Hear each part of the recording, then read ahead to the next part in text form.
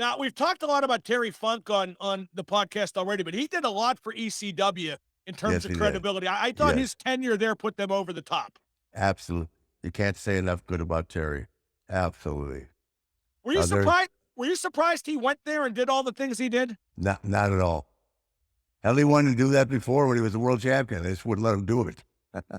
You mean the crazy stuff? Yeah, Terry's always been very talented. I mean, he was crazy at WCW when he put that bag over my mouth and wanted to, we almost got kicked off TV. Remember?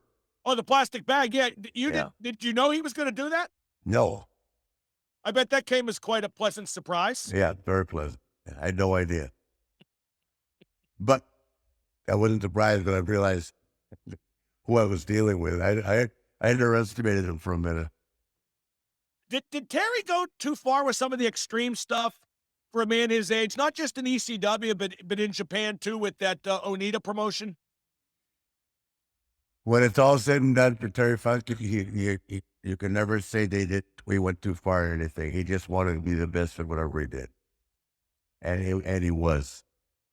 Well, and certainly he made those around him better. Like I said, if it wasn't for him, ECW, I don't think reaches the peak it did. No, I don't think so either. And the same applies. I will say this: Heyman is a very smart guy. I have a lot of respect for Paul Heyman. Paul did a really good job with him. I think Paul did a really good job with ECW. I think he made chicken salad out of chicken scratch. I don't think there was an overwhelming amount of talent there, but he had a lot of dedicated people, and he whipped them into a frenzy. He made the most of what he had, maybe more than any promotion ever. Is Shane Douglas chicken scratch? I'll leave that to you to dictate. Well, you're the one that just said it. What about Mick Foley, who was there for a very brief time, and Yeah. I thought his tenure there was marvelous, and again, lifted them up. That was a big catalyst for them. Yeah, no, huge. I guess, and I got a lot of time in Mick Foley. We we have really made it offensive. I got respect for Mick.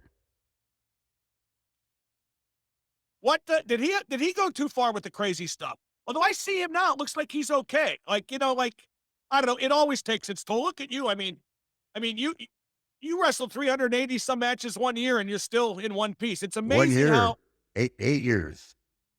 yeah, that's what I meant. In 1 year, 8 times. No, I wrestled 380 matches a year or more, 8 straight years. What's your career high? Did we ever establish that career high in 1 year? And I think it was like for almost 390. Wow. How do you survive that? And that was the year where I did about 200-hour runways. How do you survive that? That's incredible. You drink. How did Mick survive ECW and going through the cage in Pittsburgh? I mean, my God. I know. I mean, he took offense to it. I said, "You're lucky to be alive." And I think he took offense to it one time. This is years ago. I said, but I meant after what he's put himself through, it was nothing to do with, whatever. He took it wrong. When he could be sensitive sometimes, but I used to watch the stuff he was doing. I mean, going off on the table was one thing, but the bump where he went through the barbed wire or went through the wire on top of the cage with Taker and landed on the back of his head, Jesus. That may be one of the all-time bumps. Nation,